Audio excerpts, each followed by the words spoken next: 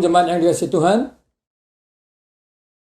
Jemaat yang dikasihi Tuhan, sahabat Facebook yang dikasihi Tuhan, menanti atau menunggu adalah sebuah waktu yang tidak menyenangkan.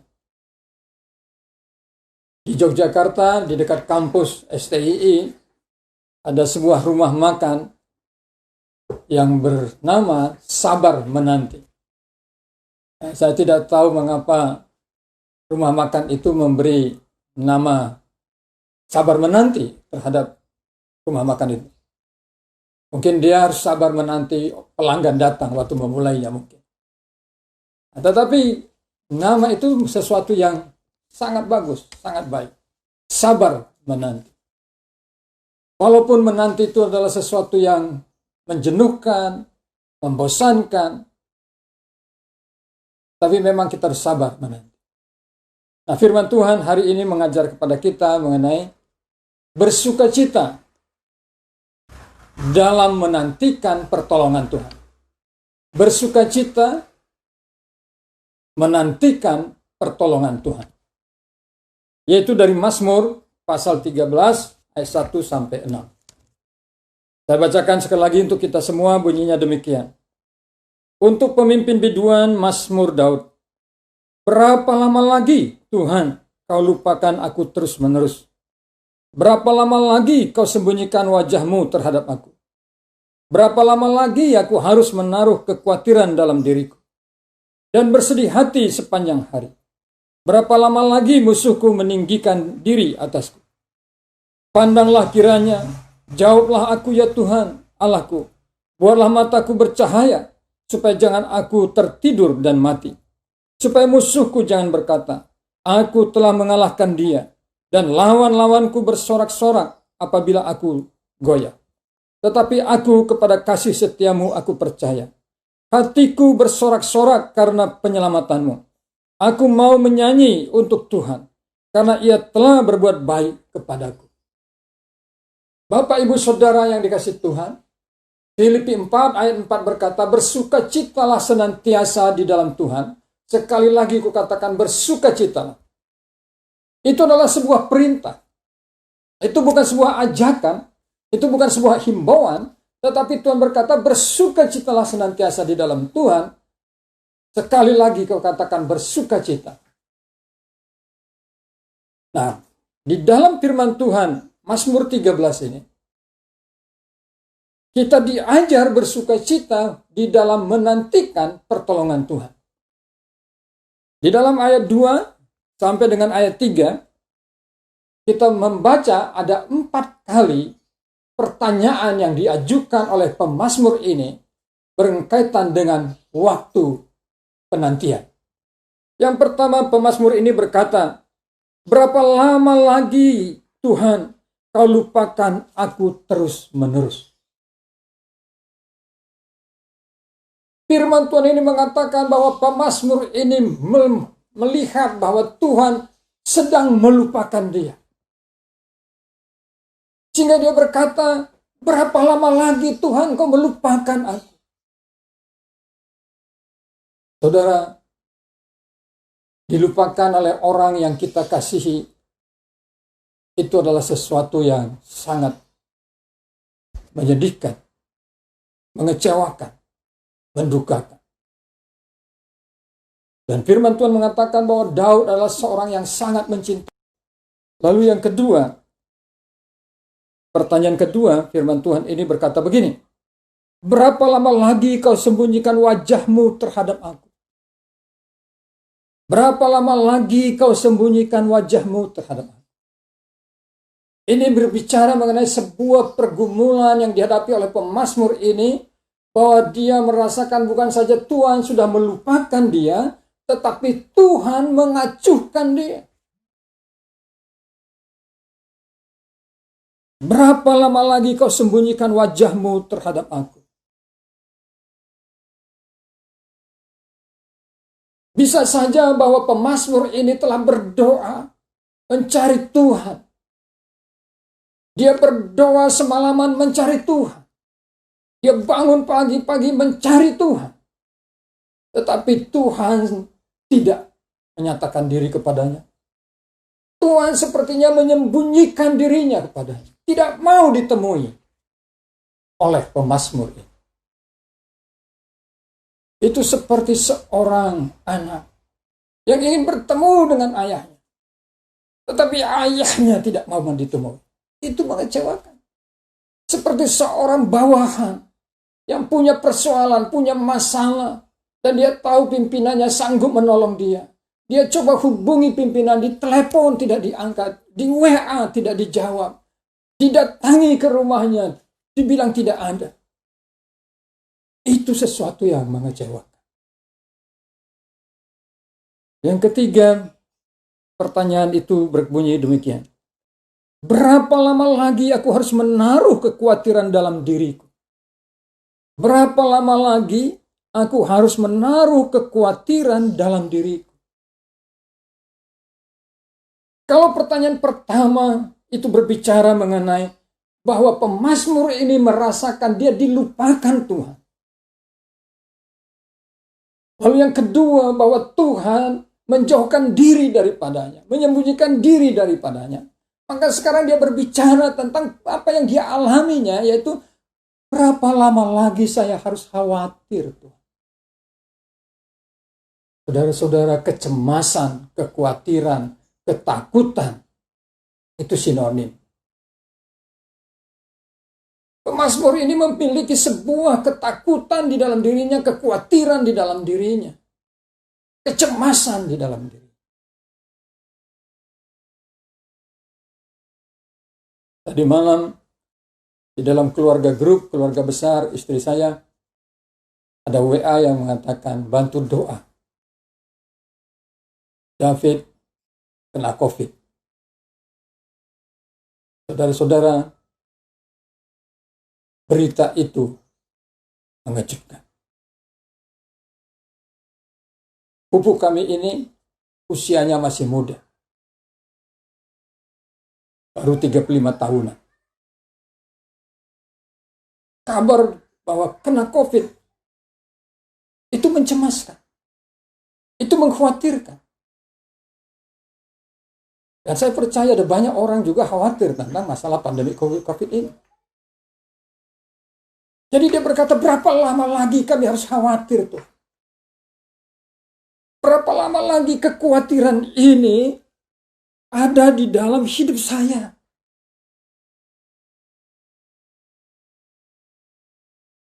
Mengapa dia berkata begitu?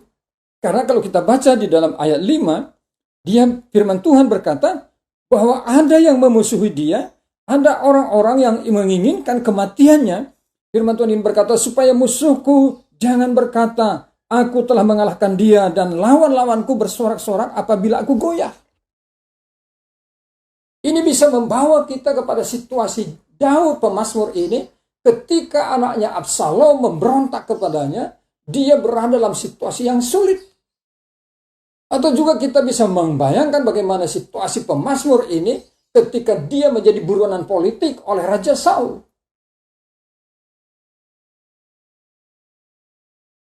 Dia ada di dalam situasi kekhawatiran. Lalu dia bertanya, berapa lama lagi Tuhan saya harus hidup di dalam ketakutan ini? Yang keempat, saudara-saudara, dalam yang ketiga itu berkata, berapa lama lagi aku harus menaruh kekhawatiran dalam diriku dan bersedih hati sepanjang hari. Jadi karena kekhawatiran itu ada kesedihan terus-menerus. Lalu yang keempat, berapa lama lagi musuhku meninggikan diri atasku? Dia berkata, Tuhan, sampai berapa lama lagi saya dihina setiap hari? Saya direndahkan setiap hari. Saya diolok-olok setiap hari. Saya dicaci maki setiap hari. Musuhku meninggikan diri Tuhan. Musuhku menepuk dada kepadaku. Musuhku mengeluarkan ludahnya meludahi aku. Cuman yang dikasih Tuhan, sahabat Facebook yang dikasih Tuhan. Kalau kita membaca pertanyaan ini dengan pergumulan yang diungkapkan dalam pertanyaan ini, mungkinkah untuk bersuka cita? Pasti jawabannya tidak.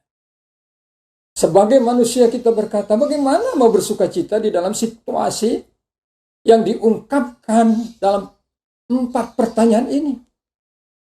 Bagaimana bisa bersuka cita ketika kita merasa Tuhan melupakan kita?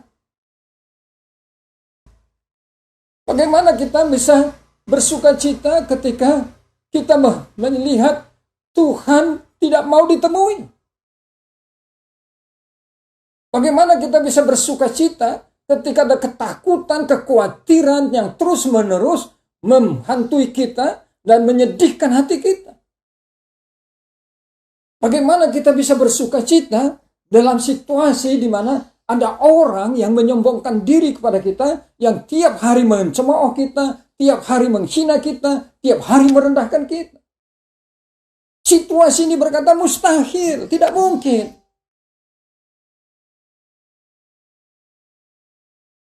Tetapi firman Tuhan dalam Filipi 4 ayat 4 berkata, bersukacitalah senantiasa dalam Tuhan.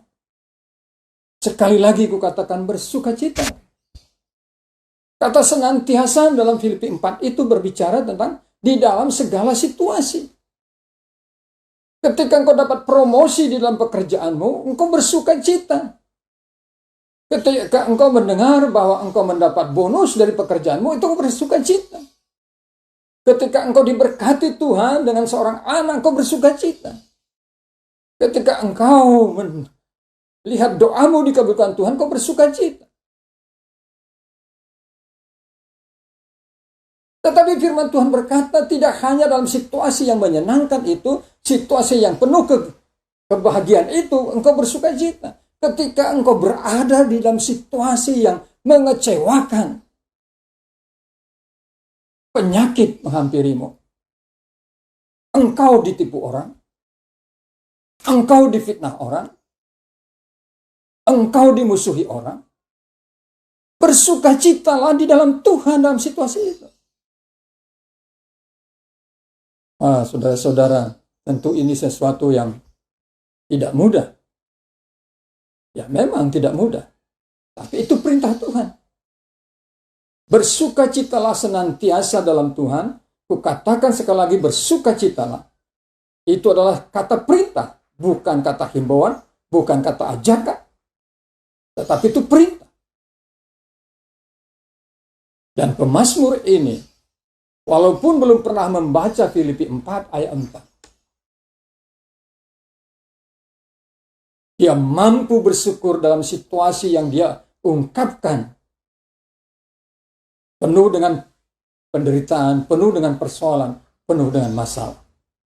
Perhatikan di dalam ayat 5 dan 6. Ada 2 kata yang menunjukkan bahwa pemazmur ini bersukacita. Yang pertama kata bersorak-sorak.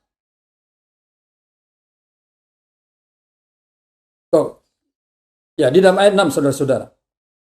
Bersorak-sorak, lalu yang kedua menyanyi. Nah, orang yang bersukacita pasti bersorak-sorak. Seperti penonton sepak bola, pertandingan sepak bola. Ketika dia melihat klub yang menjadi idolanya memasukkan gol terhadap lawannya, itu sebuah kegembiraan yang menguasai hatinya dan dia berkata, gol! Dia bersorak. Ketika seorang anak SMU mendapat berita bahwa dia lulus masuk ke perguruan tinggi yang menjadi idolanya, dia berkata, puji Tuhan. Dia bersorak. Orang yang dipenuhi kegembiraan akan menyanyi, saudara. Hatinya akan mengeluarkan nyanyian-nyanyian yang memuji-muji Tuhan.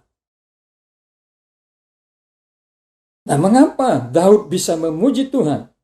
Di dalam situasi yang diungkapkan di dalam Mazmur ini, bahwa Tuhan sepertinya melupakan dia, Tuhan menjauhkan diri daripadanya, dan ada kekhawatiran yang hebat dalam hidupnya, bahkan musuhnya meninggikan diri atasnya. Firman Tuhan berkata dalam ayat 6 seperti ini. Tetapi aku, kepada kasih setiamu aku percaya. Hatiku bersorak-sorak karena penyelamatan. Walaupun aku merasa Tuhan melupakan aku. Walaupun aku merasakan bahwa Tuhan menyembuhkan diri daripada aku. Dan aku bertanya, sampai berapa lama Tuhan Engkau melupakan aku? Berapa lama Tuhan Engkau menyembuhkan diri daripada aku? Walaupun ada ketakutan, ada kekhawatiran, kecemasan dalam hidupku dan kesedihan, dan musuh-musuhku meninggikan diri kepadaku, tetapi aku akan tetap bersorak-sorak karena aku percaya kepada kasih setia Tuhan. Jemaat yang dikasihi Tuhan, inilah yang harus kita pegang. Inilah dasar mengapa kita bisa bersuka cita di situasi yang sulit, di situasi yang berat, di situasi yang mengancam nyawa kita. Karena kita melandaskan hidup kita dengan kepercayaan yang penuh terhadap kasih setia Tuhan. Ini yang diungkapkan oleh Nabi Yeremia. Ketika dia melihat keadaan bangsanya, dia melihat kecelakaan. Ketika dia menyampaikan firman kepada raja, dia mengalami penganiayaan.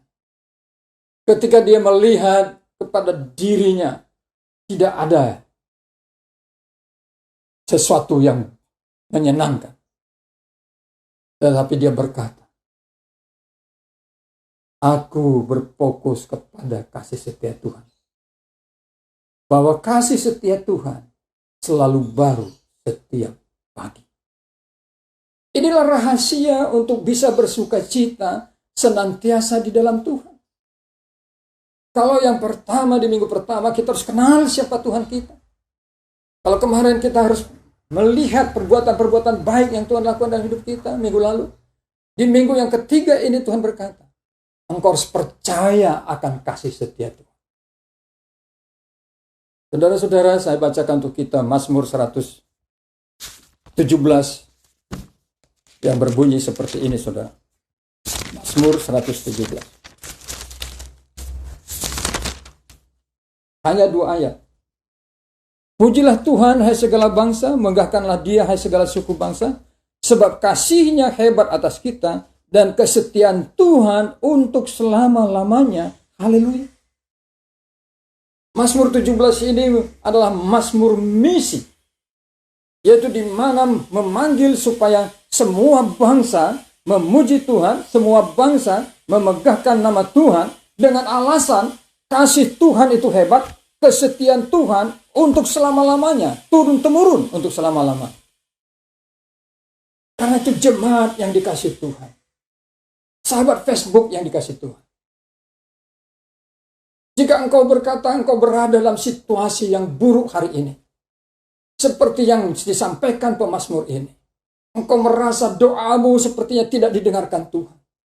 Engkau merasa bahwa hidupmu sepertinya dilupakan Tuhan. Bahkan ada ketakutan-ketakutan yang sedang mengintimidasi hidupmu. Ada orang-orang yang merendahkan engkau. Firman Tuhan ini berkata, tetaplah bersukacita. Tetaplah bergembira. Karena kasih setia Tuhan itu tidak pernah menipu. Kasih setia Tuhan itu tidak pernah mengingkari. Kasih setia Tuhan itu pasti akan bertindak. Lalu yang kedua, diberikan alasan saudara-saudara di dalam ayat 6 ini. Aku mau menyanyi untuk Tuhan karena Ia telah berbuat baik kepadaku. Aku mau menyanyi untuk Tuhan karena Ia telah berbuat baik kepadaku. Yang kedua, firman Tuhan ini berkata, kenapa kita bisa bersuka cita senantiasa walaupun sedang berada dalam situasi yang sukar, keadaan yang sulit, bahkan hidup kita sepertinya terancam, dihinakan, adalah karena kita tahu Tuhan sudah berbuat baik di dalam masa-masa lalu dalam hidup kita. Dan Dia akan terus berbuat baik untuk masa depan kita yang lebih baik. Roma 8 ayat 28 berkata, kita tahu sekarang bahwa Allah turut bekerja dalam segala sesuatu untuk membawa kebaikan bagi orang yang mengasihi Dia. Mari sadari itu. Kejahatan yang dilakukan orang terhadap kita itu bukan datang dari Tuhan, itu kejahatan orang itu. Tapi Tuhan sanggup mengubahkan itu, berkarya dalam kejahatan orang itu untuk membawa kebaikan dalam hidup kita. Karena kita mengasihi Tuhan seperti yang Dia lakukan terhadap Yusuf. kakak-kakaknya, saudaranya sudah berbuat jahat terhadap dia. Tetapi Tuhan mengubahkan kejahatan itu untuk membawa Yusuf dalam kemuliaan yang direncanakan Tuhan. Karena itu kalau hari ini engkau berkata, ada ketakutan dalam diriku, ada bahaya dalam hidupku, ada orang yang menghinakan aku, Tuhan sepertinya sudah melupakan aku, Tuhan menjauhkan diri daripadaku. Percayalah, kasih setia Tuhan itu tidak pernah berhenti. Kasih setia Tuhan itu tetap melekat. Yang kedua, lihat hari-hari lewat. Tuhan sudah berbuat baik dalam hidupmu. Kebaikan terbesar yang tidak bisa dilakukan dunia ini dalam hidupmu adalah di mana Tuhan sudah melakukannya, yaitu menyelamatkan jiwa. Roma pasal 8 itu berkata, kalau anaknya saja tidak dia sayangkan untuk saudara dan saya, kalau anaknya yang tunggal saja telah dia salibkan untuk menebus saudara dan saya, apakah ada sesuatu yang lebih berharga daripada itu yang tidak akan diberikan Tuhan dalam hidup kita? Kalau ketika kita masih berdosa saja, Kristus sudah mati untuk menebus dosa-dosa kita. Roma 5 ayat 8. Bukankah sesudah kita menjadi anak-anaknya? Bukankah ketika kita sudah menjadi hambanya, melayani Tuhan, Dia akan peliharakan kita, Dia akan jaga kita. Rencananya tidak akan pernah digagalkan oleh siapapun.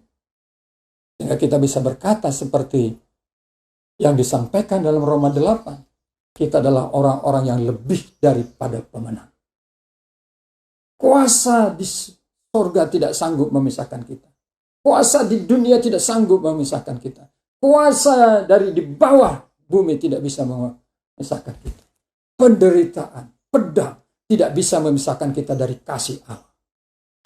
Bukankah itu dasar yang kokoh untuk kita bersuka cita? Bukankah itu pondasi yang terkuat untuk kita berdiri teguh di dalam sukacita? Mari, dalam menantikan pertolongan Tuhan yang pasti itu, bersukacita. Abraham 25 tahun menantikan penggenapan janji Tuhan. Roma pasal 4 mengatakan, di dalam dia menantikan penggenapan janji Tuhan, dia memuliakan Tuhan. Bersorak-sorai dan menyanyi adalah cara yang paling sederhana tapi paling esensi di dalam memuliakan Tuhan. Ishak 20 tahun menunggu supaya punya anak Esau dan Ayub yang dilahirkan Ribka. Musa 40 tahun di padang gurun Midian seperti orang yang dilupakan. Tetapi rencana Tuhan digenapkan padanya, membuat dia menjadi pemimpin yang terbesar dalam sejarah dunia dalam membebaskan bangsa. Saudara sudah berapa lama berdoa? Sudah lama. Tetaplah berdoa. Teruslah berdoa. Akan ada waktu Tuhan. Seperti Zakaria dan Elisabeth. Walaupun sejak muda mereka sudah melayani Tuhan sebagai imam di rumah Tuhan, tetapi sampai umur tua mereka belum dikaruniai Tuhan. Tetapi suatu hari datang malaikat Gabriel yang berkata, Zakaria, doamu sudah dikabulkan Tuhan. Istrimu Elisabeth mengandung seorang anak laki-laki. Dia tidak percaya dan berkata, bagaimana mungkin saya yang sudah tua ini, istriku yang tua itu akan malah mengandung. Tapi kalau Tuhan bertindak, tidak ada yang bisa menggagalkan. Bersukacitalah di dalam pergumulan-pergumulan yang sedang saudara hadapi hari ini. Karena sukacita kita didasarkan kepada kasih setia Tuhan. Didasarkan kepada perbuatan dan rencana Tuhan yang adalah damai sejahtera dan masa depan yang penuh. Kita berdoa.